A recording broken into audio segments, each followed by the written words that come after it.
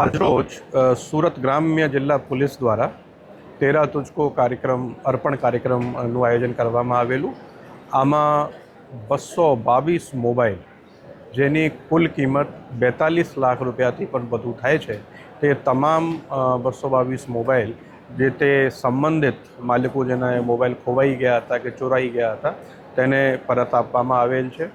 આ કામગીરી કરવામાં सूरत ग्राम्य जिला पुलिसना पुलिस अधीक्षक श्री राजेश गढ़ियाजी अने एमनी एलसीबी और पुलिस स्टेशनों टीमोए खूब मेहनत करी है.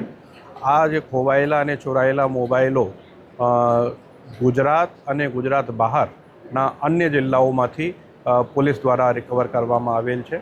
तो आ तबक्के हूँ आ तमाम कर्मचारीओ जे आ कामगीरीमां सामेल रह्या छे एने अभिनंदन पाठवुं छुं અને જે લોકોને પોતાના મોબાઈલો પરત મળેલ છે એને શુભકામના આપું છું.